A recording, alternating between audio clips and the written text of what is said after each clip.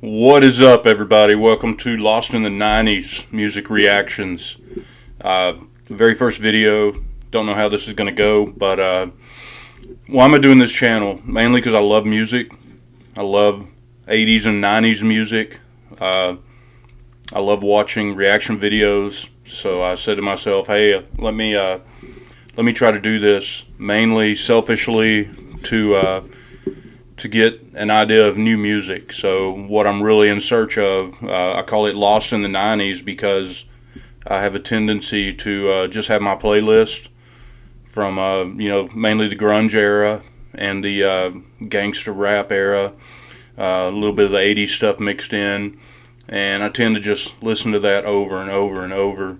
And I've kind of lost touch with newer music, but thanks to a couple of Facebook groups and recommendations from a few people, I have learned that there's a lot of good music being made now, a lot of bands.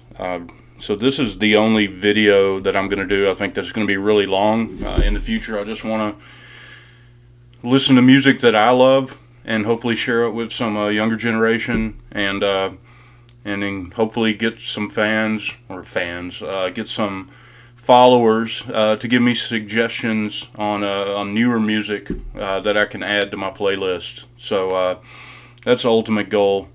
What I kind of want to do is, start with a video of stuff I listen to, and a video of some newer stuff I found, and hopefully by the time I get a few videos out, I'll get some suggestions rolling in, and we can try out some new songs, and I can have some genuine reactions to songs I haven't heard before. But I'm really excited to do this. No aspirations of, it blowing up or having 100,000 followers or anything like that. I want to share music, and like I said, selfishly, I want to get some new music to add, so I'm not playing the same old songs over and over again. I'll never get tired of them. But why do I think I love the 90s music so much, especially the early 90s, late 80s? I've got a theory. I may be way off base, but I'm Gen X. My parents were not boomers, though. My parents were the greatest generation. So, like, my dad was over 50 when I was born. My mom was 43 years old. So I was raised by the greatest generation. So they didn't listen to any rock music. I remember growing up, we would go on trips. My dad was retired, and my mom was a teacher, so she would have off every summer. So we would go on long vacations, 3 months long every summer. We go to Oregon, we go to New York State, all over the United States. A lot of trips up to the West Coast, northern Oregon, Washington. I love it up there. But on those trips, I was kind of relegated to listening to what they listened to, and I've come to appreciate it a lot more. But back then, I was like, oh my God, it was like Patsy Cline, Hank Williams Sr. The most modern stuff they listened to was country and western, like Mel Tillis and I can't remember a lot of old school artists, Loretta Lynn, Sissy Spacek, a lot of those. And looking back, it was some good music, and it's burned into my brain. But that's what I kind of came up on because my parents were not from the previous generation. So I think music follows the generation.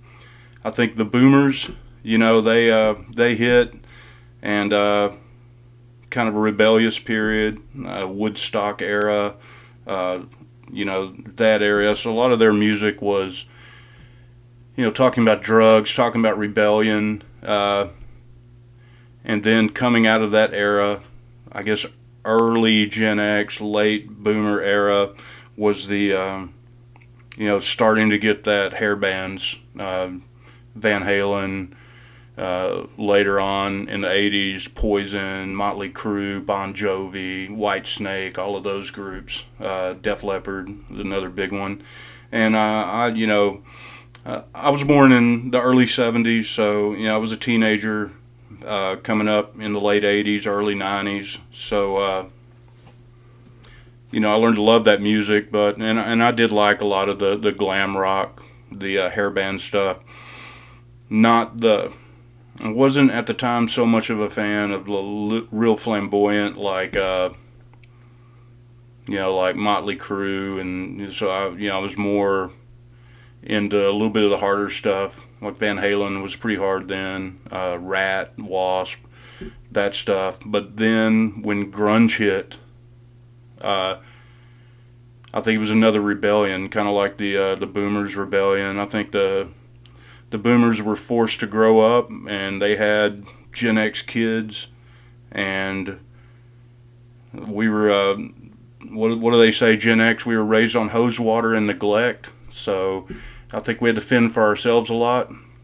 We we grew up tough. We grew up a little bit neglected, even though I wasn't raised by boomers. My parents were ready to retire and had me late. I guess that was an accident. So I was kind of out there on my own. So I think this Gen X generation, the answer to it was grunge rock, and as far as me being a white guy, so the most white people my age, it was like it really resonated with us when grunge hit, because it wasn't about partying all the time and all that. It was about real world problems. It was about your feelings and expressing it, and the music. A lot of minor scales, a lot of sadder toned music. And it really resonated with us. And you know what? At the same time, I fell in love with grunge. Actually, a little before that, I fell in love with, like I've always liked hard rock, alternative rock, and I've liked rap. So in the '80s, kind of followed the same trend as the hair bands. You had the Run DMCs of the world, the LL Cool J, Fresh Prince, DJ Jazzy Jeff, Fresh Prince. You had all of those. Rob Bass, DJ Easy Rock, who else? MC Hammer. You had all of those, and it was kind of feel good rap. And even though they were trying to be hard, it was feel good rap. And then the first time I heard Boys in the Hood is what changed it all. Right around the same time, Fight the Power, Public Enemy, and Boys in the Hood by NWA, Eazy-E. That changed. I mean, that was different music. Just like grunge changed, that was not the same old rap. It was something better about it. So, I think the African American culture and the white culture were feeling the same thing, separated by, unfortunately, the divides we have and still have to some extent, feeling the same things and expressing it the same way in the music. So I think your gangster rap and I think your grunge, pretty much the same thing, just two different genres. So I'm going to play a little bit of both on this channel. So I hope it doesn't turn off anybody. Everybody should be open to listening to new music. So there's going to be a little bit of rap, a little bit of rock. I'm not going to really waste my time with any genres that I just know I'm not going to like. One thing I hate is music reaction channels. You'll find out real quick, I'm a huge fan of Chris Cornell. I think he's the best rock singer ever.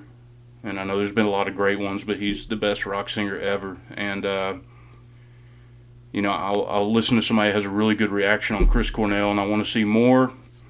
And I try to start scrolling through their video repertoire, portfolio, and they've got thousands of videos, and they're reacting from everything to Baby Shark to every different genre, and a lot of times the searches don't yield what you're looking for, so you have to manually scroll through, and it's just going through tons and tons of stuff you would never listen to. And a lot of times I give up looking for it with them and move on to another reaction. So anyway, like I said, this is going to be the most long-winded video that I'm going to do, because I think the format I'm going to do is not going to stop it a lot. I hate it when reaction videos where they stop it every 10 seconds. Now, I understand some of the voice coaches and some of the people with real professional knowledge. Yeah, they're giving us some real insight. But just a reaction video, man, let it play. So I'm gonna try my best to let it play all the way through.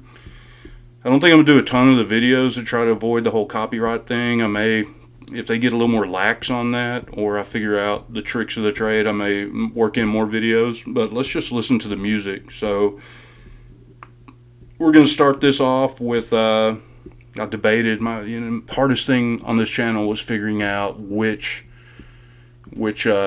song I wanted to start with, like one of my old favorites or something new. I'm gonna start with something new, a band that I've only known about 6 months or so, and it was a Facebook group, and the discussion came up. There's got to be some new music that resonates with us. Gen X, I'm sorry. And this group came up. All right, we're going to get this thing started with The Boy That Got Away. The song is Aftermath. I'll tell you right off the bat, I love the bass in this song. As you can see behind me, I'm learning. Been learning for about a year, playing bass guitar. I love bass guitar, so as soon as I heard the bass riff, this song had me, and then the lead singer. But let's check it out for ourselves.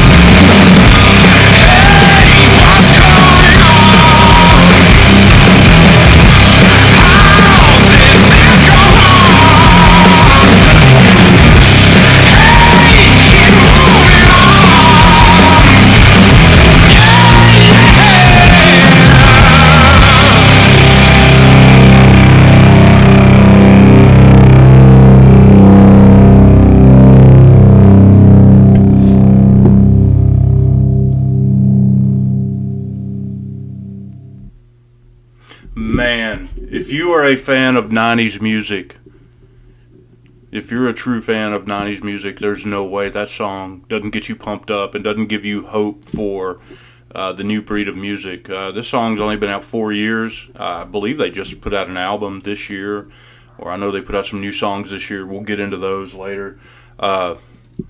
Man, how this song only has 558 views. I hope some people see my channel when I get this up and going, and I hope we change that really quick. What his voice